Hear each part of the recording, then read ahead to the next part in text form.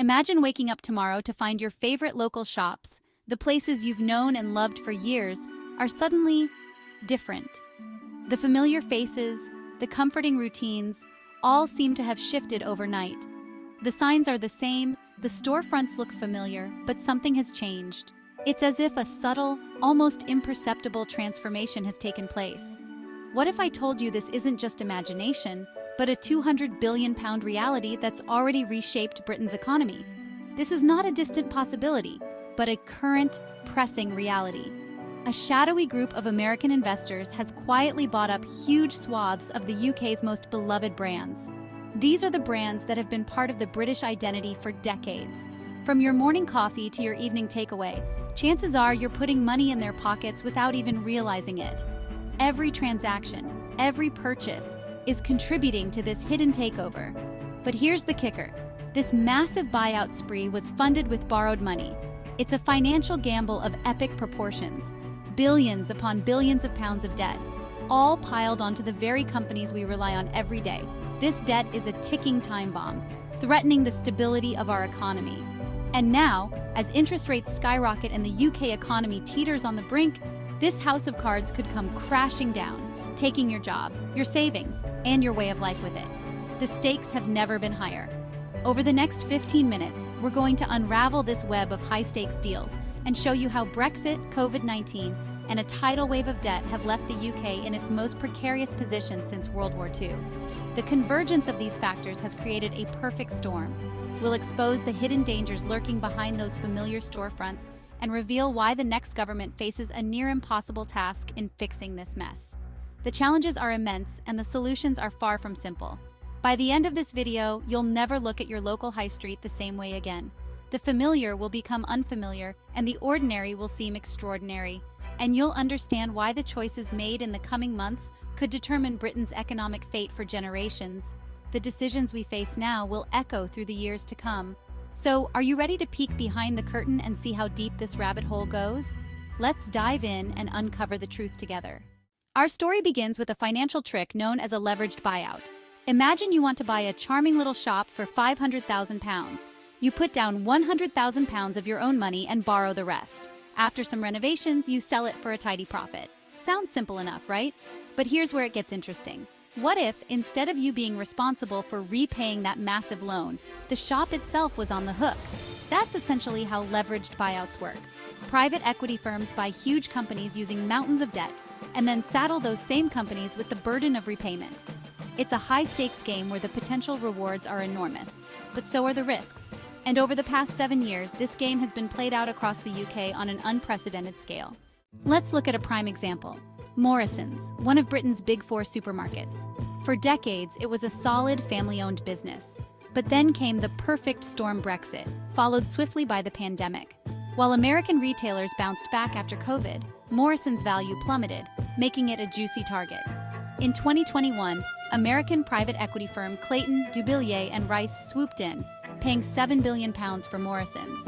They financed this mega deal with, you guessed it, a whopping £6.6 billion in debt. That's like buying a house and immediately taking out a second mortgage for 94% of its value. But Morrisons wasn't alone. Between 2016 and 2023, private equity firms spent a staggering $200 billion buying up British companies.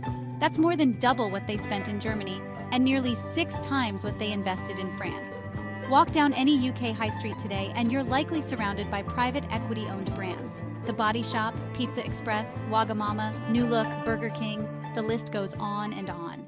However, the private equity problem is just one piece of a much larger economic puzzle facing the UK. Let's pull back the curtain on Britain's broader financial woes, because the full picture is even more alarming. Since COVID, the UK's national debt has skyrocketed more than any other major advanced economy. Tax revenue as a percentage of GDP is approaching levels not seen since World War II. And yet, public services are crying out for more funding. It's as if the nation is trying to fill a bathtub with the drain wide open. How did we get here? It's a perfect storm of crises, a confluence of events that has left the UK economy reeling. First came the pandemic, an unprecedented global event where the UK's support spending was second only to the US among G7 nations. The government opened its checkbook wide, spending a staggering £280 billion to keep the economy afloat during lockdowns, ensuring businesses and individuals could survive the immediate impact. Then, just as recovery seemed possible, Russia's invasion of Ukraine triggered an energy crisis that sent inflation soaring to levels not seen in decades. Once again, the government stepped in with massive financial support for households and businesses facing astronomical energy bills, trying to shield the public from the worst effects. All told, these twin crises added about £400 billion to the national debt, a burden that will weigh heavily on future generations. That's like every person in the UK suddenly taking on an extra £6,000 in credit card debt, a daunting prospect for any household. But here's the real kicker. While the UK was borrowing all this money, interest rates were at historic lows, making the debt seem manageable at the time. Now that rates have shot up, the cost of servicing that debt has more than doubled, from £40 billion to £100 billion annually, a dramatic increase. That's equivalent to the entire UK defence budget, now going solely to interest payments, leaving less room for other critical expenditures. Making matters worse, all this borrowing hasn't translated into economic growth. The UK economy has barely expanded past pre-pandemic levels, lagging behind most of its G7 peers.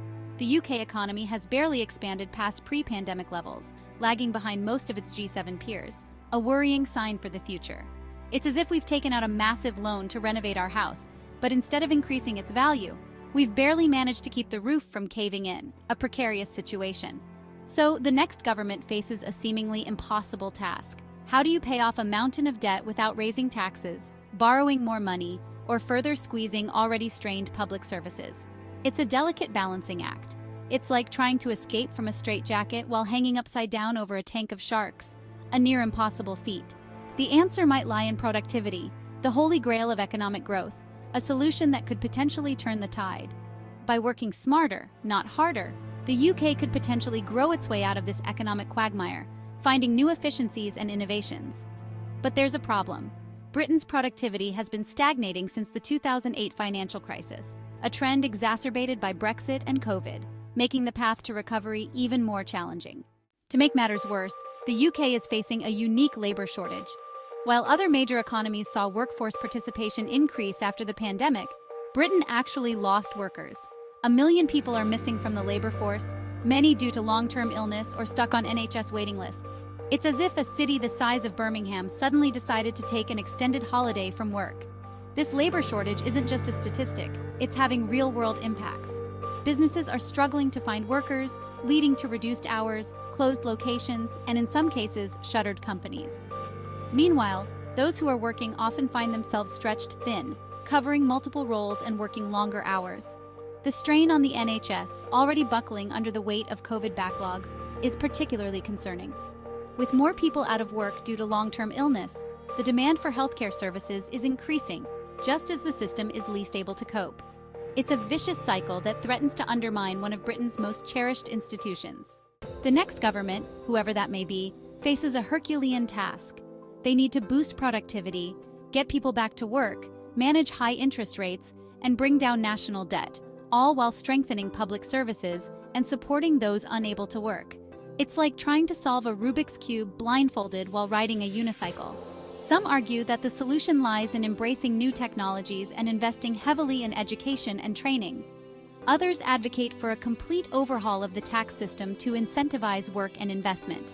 Still, others call for a radical rethinking of how we measure economic success, moving beyond GDP to focus on overall well-being and sustainability. Whatever path is chosen, one thing is clear: the status quo is unsustainable. The UK stands at a crossroads, and the decisions made in the coming months and years will shape the nation's economic future for generations to come. As we conclude our journey through this complex web of financial dealings and economic challenges, take a moment to reflect on what you've learned. The intricacies of the economy are not just numbers on a page, they are the lifeblood of our communities. The next time you walk down your local high street, look beyond the familiar storefronts and consider the hidden forces at work. These forces shape the very fabric of our daily lives. Ask yourself, who really owns these shops? Is it the local entrepreneur or a distant investor? How stable are the jobs they provide? Are these positions secure, or are they at the mercy of economic tides? And what can be done to ensure that Britain's economic future is built on solid ground, not a foundation of debt and financial engineering? These are questions that demand our attention. The story of Britain's economy is being written right now, shop by shop, street by street. Each decision made by business owners and consumers alike contributes to this evolving narrative, and every one of us has a stake in how it unfolds. Our collective actions will shape the future. Will we allow shadowy investors and mountains of debt to dictate our future? Or will we take control of our economic destiny? Or will we demand a new approach that prioritizes long-term stability and shared prosperity? The power to change lies within us. The choice ultimately is ours. We must decide what kind of future we want to build. But one thing is certain, ignoring these issues is no longer an option. The consequences of inaction are too great. The £200 billion gamble on Britain's high streets affects us all, whether we realize it or not. This is a shared burden. It's time to pay attention, ask tough questions, and demand better solutions. We must hold those in power accountable. As you go about your day, remember that cup of coffee, that new outfit, that quick meal, they're all part of a much bigger story. Each transaction is a thread in the economic tapestry, a story that will determine the future of Britain's economy, and with it, the future of millions of lives. The clock is ticking and every moment counts. The stakes have never been higher. The decisions we make today will echo for generations, and the outcome is far from certain. The path we choose will define our legacy. So what will you do with this knowledge? How will you use it to make a difference? How will you be part of shaping Britain's economic future? Your actions matter more than you might think. The time for action is now. We cannot afford to wait any longer. The future of Britain's high streets, and indeed, the entire UK economy, hangs in the balance. The choices we make today will determine our tomorrow. What role will you play in writing the next chapter? The pen is in your hands.